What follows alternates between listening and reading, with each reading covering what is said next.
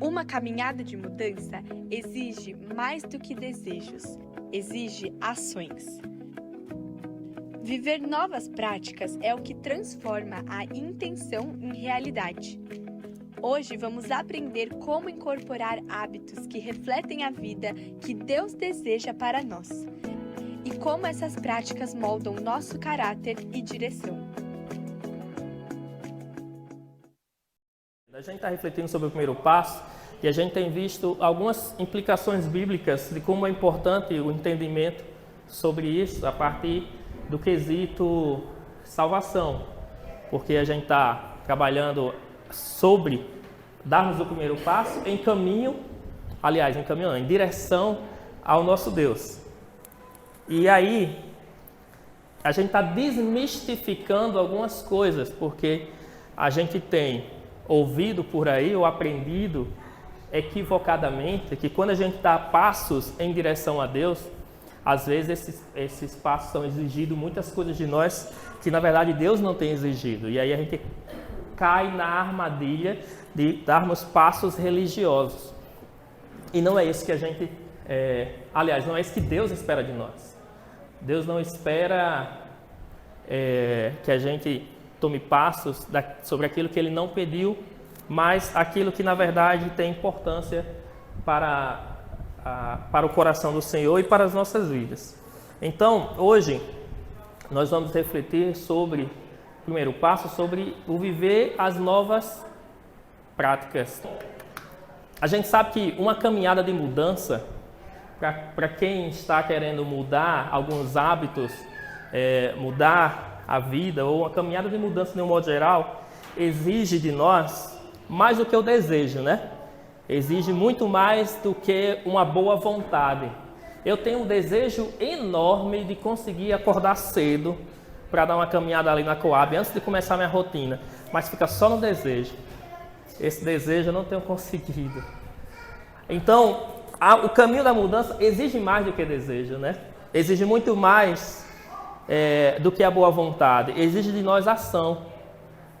Teve um dia que eu achei muito interessante. Eu fui deitar, era mais ou menos 8 horas. Por aí. Isso é inédito, né? Aí eu comentei com o Carlos, amanhã eu vou caminhar. Acordado aqui tá despertador, 5h30 da manhã. Me deu uma dor de barriga, meu amigo. E me deu uns calafrios. E eu comecei, sabe, um frio sem febre. Eu fiquei com frio, aí tomei pirona. E a febre, não tinha febre. Era um calafrio, fui no banheiro umas 2 vezes. Rodei a cama e peguei insônia e não sei o que. Aí que ela levantava, né, pra ficar com uma Ju. Aí eu olhava e... Tá conseguindo dormir não, né? Eu disse, não. Só porque você ia caminhar, né? Então, assim... Esse dia eu ia, mas as barreiras da vida fez com que eu não conseguisse. Bom, mas viver novas práticas na verdade, o que transforma a intenção em realidade. Viver as novas práticas é o que vai transformar a intenção em realidade. E aí a gente vai aprender a incorporar hábitos que refletem em nossas vidas, a vida com Deus.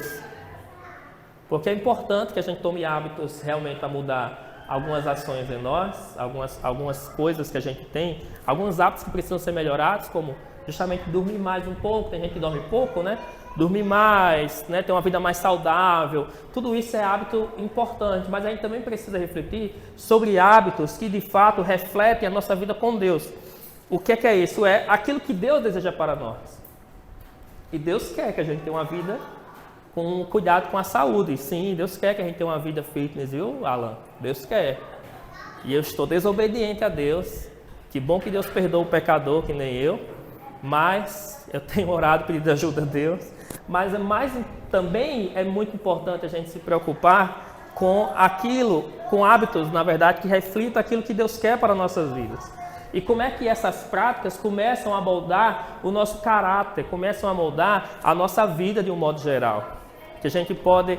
Tem uma música que eu não lembro de quem era, acho que é do pregador Apocalipse 16, que eu achava muito interessante, que era que era, não vem me dizer a marca do seu shampoo, porque para lavar sua mente só com o sangue de Jesus, ó. Quer dizer, a gente pode se preocupar muito, tá gastando muita energia com muita coisa, com aquilo que realmente muda os nossos hábitos, nossas vidas, mas a gente também precisa ter essa preocupação com aquilo que Deus quer para nós. E aí a gente vai refletir partindo do princípio, porque tem gente que quando tem a vida com Deus, geralmente as pessoas acham que a gente deve viver ainda sobre algumas práticas que a gente tem quando a gente não tem a vida com Deus, e que às vezes basta a gente modificar algumas coisas, uma forma que a gente se veste, o externo, alguma coisa assim, e isso está resolvido. A gente que é presbiteriano, geralmente somos acusados, porque nós falamos muito sobre a salvação pela graça, apesar de ser um tema que é comum, ou deveria ser comum a todos os cristãos, mas a gente tem um grande lance que é, uma vez salvo, sempre salvo. E a gente está sempre sendo interrogado, assim, mas espera aí, então quer dizer que se eu não posso perder minha salvação, então eu tenho liberdade para voltar a pecar, eu posso fazer o que eu quiser, porque a graça do Senhor está sobre minha vida, portanto eu posso pintar e bordar e está resolvido, porque Deus me ama, porque eu sou pecador mesmo e Deus é amor, o auge, né? Deus é amor, sendo amor Ele ama todos nós, portanto eu posso fazer o que eu quero porque Deus me entende. E aí, às vezes nós somos acusados disso, né? De que a gente pensa errado. Mas hoje eu queria então partir desse princípio de que para que a gente possa viver uma nova prática, não é verdade, a gente precisa sim mudar alguns hábitos diante do Senhor para que a gente possa viver uma vida com o Senhor. Maju entrou na nossa casa agora, tem pouco mais de um mês. Nunca vi Sirlei demorar a fazer 45 dias, um negócio para demorar. Dá 2 meses, não dá 45 dias, hein? Ô, resguardo para demorar. Aí, mas o quarto... Como é? O quarto teve que ser... Aliás, o quarto não. A casa teve que ser modificada para que a gente pudesse receber Maju. Os nossos hábitos tiveram que ser modificados para que a gente pudesse ter agora uma rotina com ela. Então, a vida com Deus é isso. Para que a gente receba o Senhor em nossas vidas, algumas coisas precisam também ser modificadas. Algumas áreas de nossas vidas precisam também ser alteradas e adaptadas para que a gente possa ter esse relacionamento com Deus. Porque tem coisa na minha casa que atrapalharia Maju. E tem coisas na minha vida que podem atrapalhar o meu relacionamento com Deus. Portanto, é preciso que eu e você tenham essa consciência de que a vida com Deus exige de nós pequenas mudanças. Eu falo pequenas porque são pequenas diante do Senhor, diante do todo que Ele é. O Senhor não exige muita coisa de nós. O Senhor não exige algo grandioso de nós. Ele apenas exige amor e obediência à sua palavra. O texto que a gente vai ler é em Romanos, capítulo 6, do verso 1 ao 4, que diz assim: que diremos então? Continuaremos no pecado, para que a graça atue ainda mais? De modo nenhum. Como viveremos ainda no pecado, nós que já morremos para ele? Ou será que vocês ignoram que todos nós que fomos batizados em Cristo Jesus, fomos batizados na sua morte? Fomos sepultados com ele na morte pelo batismo, para que, como Cristo foi ressuscitado dentre os mortos pela glória do Pai, assim também nós andemos em novidade de vida. Palavra do Senhor. Então, sobre essa vida, Paulo escreve aqui aos seus irmãos romanos que estavam com uma certa dificuldade de interpretação, porque eles tinham esse pensamento, não muito diferente do pensamento de hoje, daquilo que eu acabei de comentar, assim. Peraí, esse negócio de graça é confuso na minha vida. Eles tinham esse pensamento, assim. Como é que eu sou salvo pela graça e não pelas obras? Porque se é pela graça, não é pelas obras, então eu posso fazer o que eu quiser, porque não é pelas obras. Então eles tinham essa certa confusão e Paulo foi instruir esses irmãos e esclarecer acerca dessa interpretação. Porque desde aquele tempo já havia pessoas que se comportavam de forma irresponsável. Desde aquele tempo já tinha gente que, mesmo tendo se rendido ao Senhor, se comportava com atitudes irresponsáveis em relação à fé com Cristo, afirmando que nós somos salvos pela graça, então nós temos um cheque em branco para que a gente possa fazer tudo quanto a gente quiser. E aí Paulo usa o que nós chamamos de diatribe, que é uma crítica muito severa a respeito desse assunto. Por isso que Paulo lança esse começo de versículo como uma interrogação. Que diremos então? Continuaremos no pecado para que a graça aumente ainda mais? E ele mesmo responde, de modo nenhum. Não é assim que a graça funciona.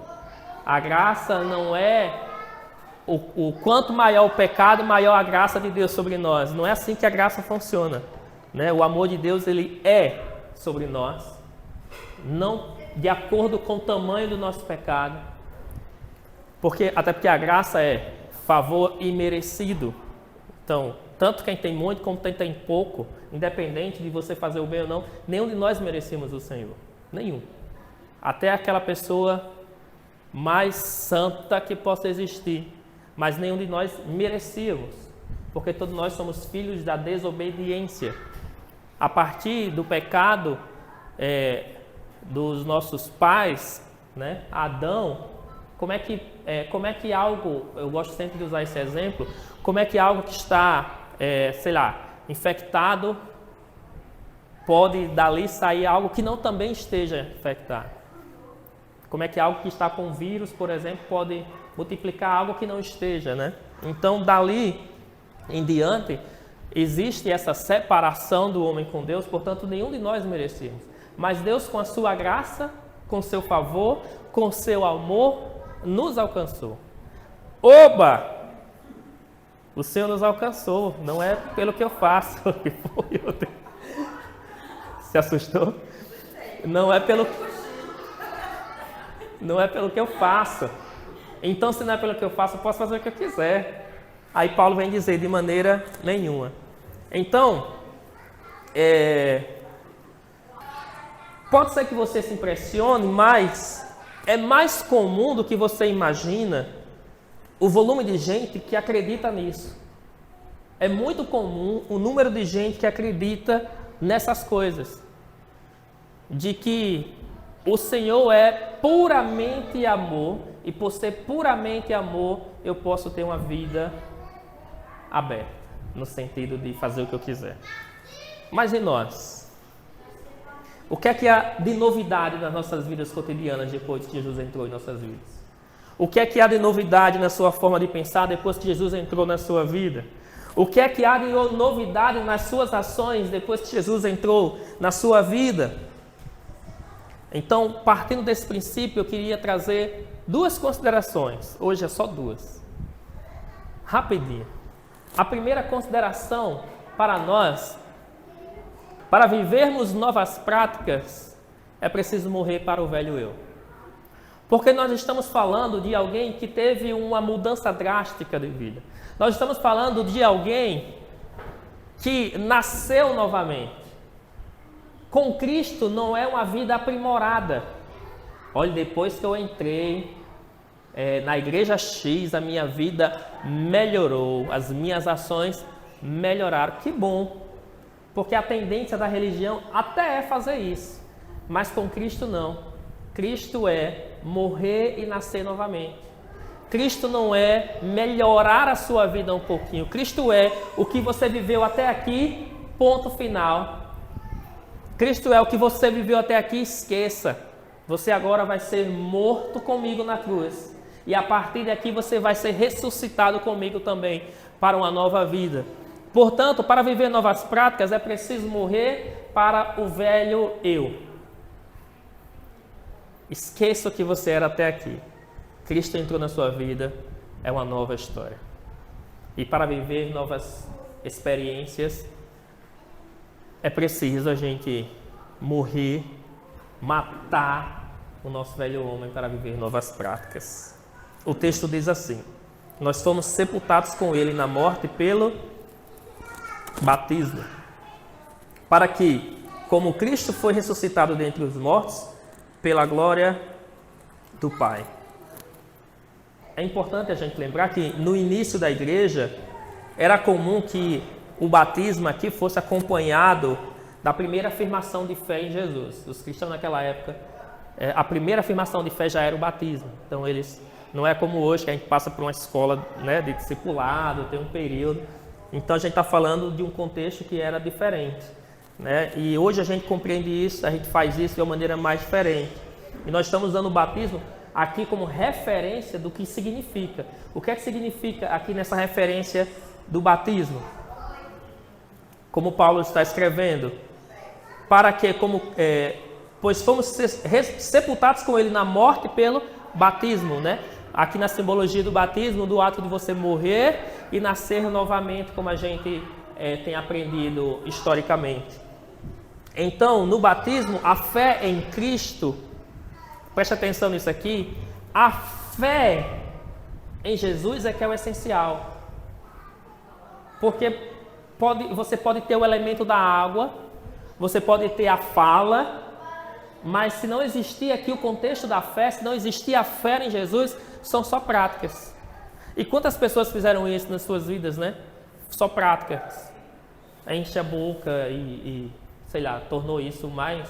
Eu conheço uma pessoa que se batizou 3 vezes. Tem gente que é assim mesmo.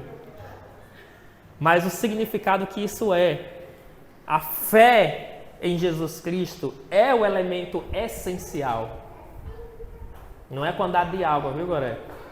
Para acabar com a confusão. Tem uns que batizam na praia, tem outros que batizam com a cuia, que nem eu. Não é a quantidade de água, mas a fé é o elemento essencial. Pois sem ela, sem a fé, a aplicação da água, mesmo acompanhada com as palavras certas, não é batismo. Então a sua vida interior acabou a partir do momento que você encontra a Cristo e agora começa uma vida nova. Nós precisamos começar a viver então essa nova vida. E como é que isso funciona na prática? Na prática é submetendo-se a Deus, como Paulo vem escrever. Essa é a resposta de Paulo. Submetendo-se a Deus. A gente vai ver isso mais adiante, quando Paulo diz isso de forma mais clara. Então, quem afirma que pode simplesmente continuar exatamente como vivia, fazendo o que fazia porque a graça resolve tudo, não está minimamente perto de saber o que é viver sobre essa graça e sobre essa vida com Jesus. Porque se definitivamente eu e você não matarmos e enterrarmos o nosso antigo eu, enterrarmos para o nosso ego, nós seremos apenas cumpridores da moral, nós seremos apenas pessoas religiosas e pessoas extremamente infelizes, se você me permite dizer, que como uma capa de altruísmo vivem por outras pessoas, pela aparência, pelo agrado, sempre mendigando algum tipo de reconhecimento e por uma extrema humildade que chega a ser uma abnegação. E aí no final era melhor que essa pessoa continuasse sendo egoísta mesmo. C.S. Lewis, parafraseando uma frase dele num livro Cristianismo Puro e Simples, ele vai dizer que Cristo diz: me dê tudo.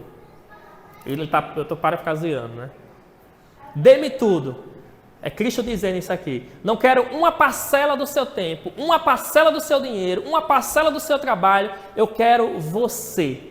Não vim para atormentar seu ego natural, mas eu vim para matá-lo. Pesado, né? Cristo não quer um pouquinho de nós. Cristo não quer uma parcela de nós. Cristo não nos quer somente nas quartas e domingo. Cristo nos quer por inteiro. Cristo nos quer por completo. E cá entre nós, eu também não quero só uma parcela de Deus. Eu também não quero só um pouquinho de Deus. Eu sei que Deus é muito grande. Eu sei que eu sou nada em relação a Deus. Mas eu não quero um pouquinho só. Eu quero cada dia um tiquinho. Porque também se for tudo de uma vez, a gente... ai de nós, né? Mas aqui, cada dia um pouquinho mais. Então, há uma participação pessoal mediante a fé que sinaliza visualmente e publicamente pelo batismo, que no caso é a parte de uma decisão individual, após o chamado do cristão, que é um chamado à reconciliação, que é um chamado à reconciliação a partir do perdão através de Jesus. Cristo nos chama para um relacionamento com Ele. Cristo nos chama para uma nova vida com Ele. A gente faz isso publicamente aqui na igreja, como as pessoas fazem no ato do batismo, quando as pessoas fazem quando entrega a vida a Jesus, mas mais do que algo aparente, mais do que algo público, mais do que algo visível aos olhos dos homens, Cristo quer algo real entre você e Ele, entre eu e Ele, entre nós e Ele. Algo que seja transformador em nossas vidas. Então, para viver novas práticas, é preciso morrer para o velho eu. A segunda e a última consideração, viver novas práticas é o que transforma a intenção em realidade. É como eu estou dizendo, intenção eu tenho, de sobra, todo mundo tem. Mas a gente precisa viver essa nova prática, porque é isso que vai transformar a nossa intenção em realidade. Como Paulo vai dizer no resto do versículo. Assim também nós andemos em novidade de vida. Então Paulo está dando uma exortação de que eu e você deve andar em novidade de vida. Uma vida nova. Uma prática nova. Que é a transformação da intenção em realidade. Paulo recebeu aqui com muita seriedade e a responsabilidade, a tarefa que o apóstolo de Cristo, o apostolado no caso de Cristo, entre os gentios, Paulo sendo judeu, né, com cidadania romana, mas ele principalmente levou a sua pregação muito mais aos gentios, e aqui falando diretamente aos romanos. Então ele assume isso, essa responsabilidade com seriedade, essa tarefa, porque ele já havia aprendido em sua própria carne que se segurar na lei não dava certo. Paulo, ele seguia a lei à risca. Paulo, ele era defensor por isso ele perseguia os cristãos. Ele zelava a lei, mas depois ele entende que não dá para se segurar na lei.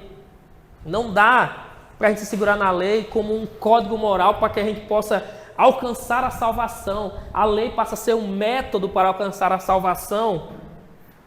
No caso, são métodos falidos, que não nos levam a lugar nenhum. E eu conheço gente nos dias de hoje que estão falidas, eu não estou falando financeiramente, mas espiritualmente, porque tentou viver sob a lei. Pessoas que viraram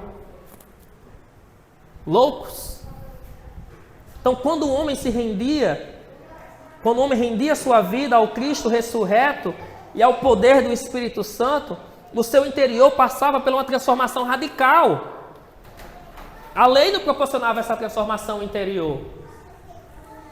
Mas o homem, segundo o Espírito, quando passava por essa transformação radical, através do Espírito Santo, ele tomava o lugar da nova criação.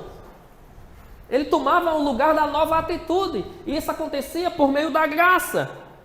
E com isso, de maneira natural, de maneira comum, o ser humano passava a encontrar alegria e satisfação no fruto produzido pelo Espírito. Isso acontecia de uma consequência muito simples. Eu lembro, e aí eu vou falar da minha experiência, que quando eu me converti, eu tinha vários equívocos em relação ao que eu acreditava, na verdade, ao que me ensinaram. Eu não venho de uma tradição reformada como hoje eu faço parte de uma igreja de tradição reformada. Eu vinha de outra tradição, da tradição dos equívocos. Eu não vou ser antiético. E eu achava que isso me fazia um bem. Você está vendo eu assim hoje, meu largadão? O tonel está cobrindo minha calça rasgada aqui. Mas não é que eu não tenha, viu, Glória? É porque eu gosto mesmo. Isso é oração demais, sabe? Aí fica assim. Mas eu sou de uma época, eu devia ter colocado uma foto aqui, um testemunho, né? Eu era pipa voada, Nádia. Brincadeira. Mas eu achava que eu precisava, por amor a Jesus, mudar radicalmente a minha vida. Não que eu não preciso, mas vocês vão entender. Minha mãe ainda pegou essa época, aí eu me vestia todo social. Meu paletó listrado tinha uma listra só. Nessa finura.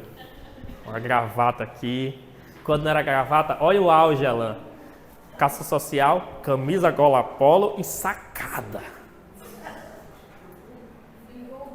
Bonito que só peste. E aí vem. É pouco. Preciso fazer mais. Aí eu aprendi, Márcio, que o teatro não era de Deus. Aí eu lembro que teve uma noite que eu cheguei lá no Pordiama e falei, gente, é a minha última apresentação, ó. Acredita quem me vê, né? Nem parece que eu... E aí eu comecei a viver uma infelicidade. Porque o Jesus que entrou na minha vida tirou tudo que eu gostava, inclusive minha autoestima. E aí eu comecei eu virei líder nesse período, aí comecei a ser um líder severo, porque era assim que eu aprendia. Fulano reconheceu hoje não. Também não vai participar da noite, não. Se faltar mais 2, está em disciplina. Até que um dia, Sirlene, como todo ser humano, fuleiragem, pisei na bola. Aí comigo era diferente, né? Com os outros Aí comigo eu busquei consolo, busquei espaço. E as pessoas me olhavam torto. Que agora eu era o errado. E aí caiu a ficha, se Jesus está errado. Com os outros era maravilhoso. Comigo era outra história. E aí eu fui aprender o que era Jesus, puro e simples. Aí eu fui aprender quem era Jesus de Nazaré. Enfim, eu não vou contar o testemunho hoje não, outro dia. Mas eu entendi que aquilo que eu tentava fazer, que eu fazia mesmo, para agradar a Deus, só me deixou infeliz. Aí eu repito, isso era um aval para fazer o que eu queria? Não, é que eu entendi que aquilo que realmente importava na minha vida não existia, que era o relacionamento com Deus. Eu poderia mudar minha roupa, eu poderia sair do teatro, eu poderia mudar meus hábitos, mas se não tivesse relacionamento com Deus, se não existisse amor, nada seria. Ainda que eu cante na língua dos anjos, ainda que eu fale na The King Power, não sei o que lá, ainda que eu venha para os cultos na quarta, no domingo, ainda que eu louve ao Senhor, ainda que eu faça a visita, se não existir amor, de nada adianta. E é o amor que lança fora o medo. Então, não era as regras, não era a lei, isso me matou. E que bom que eu conheci Jesus de verdade. E eu não jogo isso fora, porque isso para mim hoje eu tenho liberdade para falar como conhecimento de causa. Porque o que eu estou falando aqui eu experimentei. Quando eu digo para vocês, a lei não serve de nada, senão como um código de ética que vai te levar à destruição, é porque eu experimentei. Não porque eu aprendi no curso de teologia isso, não, eu passei por isso. Eu passei por essa vida medíocre, por essa vida de religiosidade. Mudei sim as minhas práticas, como eu estou ensinando vocês a mudar, mas eu mudei por motivações erradas. Eu mudei por causas erradas. E isso me levou a realidades diferentes. E aqui a gente está aprendendo sobre o primeiro passo, mas o primeiro passo é em direção ao Senhor. O primeiro passo é em direção ao nosso Mestre, que é quem se preocupa conosco, que é quem tem cuidado de nós. E Ele tem, pasme, muitos planos para nós. Porque não é dizer, Senhor, minha vida está entregue a Ti, ponto final. O Senhor tem planos, tem caminhos para nós. E a gente precisa dar espaço para esse caminho, trilhar esse caminho, e em busca daquilo que o Senhor tem para nós. Faça essa pergunta para você mesmo todos os dias: Senhor, o que é que o Senhor tem para mim? Quais são os teus planos? Ao invés de você pensar toda manhã, pai, a gente está na metade do ano e eu ainda não fiz meus sonhos, não realizei meus projetos, tanta coisa que eu tenho para esse ano. Para um pouquinho, dá uma pausa e pense: Senhor, o que é que falta para eu ter mais intimidade contigo? O que é que falta para eu viver uma vida de relacionamento maior com o Senhor? Além de você passar todos os dias e dizer boa noite, bom dia, boa tarde, que são as nossas orações. Pai, obrigado pelo dia de hoje. Pai, abençoa minha noite, seja uma noite tranquila. Mas Deus fazer parte ativamente da sua vida. Mas Deus fazer parte ativamente daquilo que Ele tem para você. De fato, você viver novas práticas. E isso tudo virá uma realidade na sua vida. Uma realidade. Não algo que você sabe falar muito bem sobre o Senhor, mas algo que você realmente vive, experimenta essa realidade de Deus para a sua vida. Viver no pecado e viver pecando não faz mais parte da nossa vida diária, da nossa prática diária, da nossa dinâmica comum. Sob a ótica profética, vamos dizer assim, o coração de pedra ele foi transformado em coração de carne. O que é isso? Um novo centro de decisão rege as opções de quem foi justificado. Um novo centro de decisões rege as opções de quem foi justificado. Paulo diz: apresentem-se a Deus com seus corpos como instrumento para a execução da sua vontade. Ou seja, a novidade de vida está na experiência da salvação. Não é apenas dizer eu estou salvo em Cristo, mas é a experiência que isso traz para a nossa vida, porque traz uma experiência, uma consequência. A salvação, ela não começa só quando você morre e aí você é salvo ou não, não é isso. A experiência da salvação é uma realidade hoje. É uma realidade hoje e isso molda o nosso modo de ser. Isso molda o nosso modo de agir. Por isso que não tem a ver com as obras. Tem a ver com a salvação em si. Como assim? Eu faço o que faço bem? Eu vivo uma vida com Deus? Eu preservo o modo de viver sem pecado? Não porque eu quero ser salvo, mas é porque a salvação me proporcionou isso. A salvação é a consequência que leva à nova vida. Você não vive uma nova vida para ser salvo. Já falei isso uns 3 domingos aqui já. Você não tem uma nova vida e age sobre um novo comportamento para ser salvo. Não, porque você não vai barganhar de Deus. A salvação é pela graça. E agora que você foi salvo, aí você viveu uma nova vida como consequência da sua salvação que começou agora e está sendo desenvolvida. Portanto, o que ocorre na história humana, no seu desenvolvimento, até a realização final, isso é a experiência da salvação. Tiller vai dizer: quanto mais compreendo o Evangelho, maior é o nosso desejo de mudar. Quanto mais compreendemos o Evangelho, maior é o nosso desejo de mudar. Quanto mais a gente entende o Evangelho de Jesus, mais a gente quer mudar, mais a gente quer agir. Você tem essa experiência quando você está assistindo The Chosen? Eu estou falando de The Chosen como exemplo porque a gente lê as Escrituras, mas The Chosen ele esmiuça o Evangelho para a gente, né? E quando a gente assiste, dá uma vontade de mudar de vida toda hora, não? A gente fica buscando, chega assim, onde é que tem um pecado aqui para mudar agora, porque eu quero mudar agora. Aí chega lá, um cara todo esculhambado, Jesus abraça, a gente fica, ixi, sou eu, isso aí sou eu. Eu choro demais, meu noitioso. Eu me coloco, qualquer pecador que ainda foi em Jesus, eu digo, sou eu, esse aí sou eu. Porque a gente se identifica com esse evangelho e se coloca no lugar das pessoas que chegam a Jesus, e aí o evangelho traz em nós esse desejo de mudança. Senhor, eu quero essa mudança.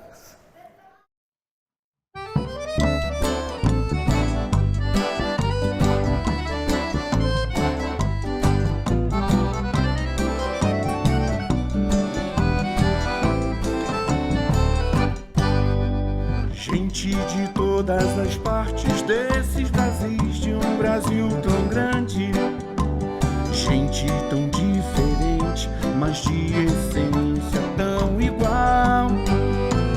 Gente que se sente perto por ter um só Senhor Jesus Cristo no coração. Gente que chora junto, mas que se alegra e canta no final. Pela coroa real de Salvador, somos família a serviço do Senhor. A IPI de Mãos Dadas segue em frente, abraçando essa nação com a força do amor. Pela coroa real de Salvador, somos família a serviço do Senhor. A IPI de Mãos Dadas segue em frente, abraçando essa nação com a força do amor. Eita, igreja abençoada, essa igreja de Jesus.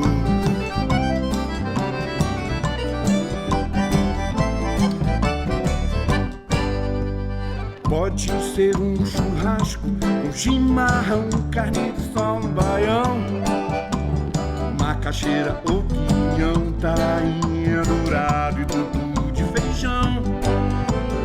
Não importa a distância, nos unimos na mesa e partilhamos o mesmo pão. Somos igreja amada, família unida em uma só missão.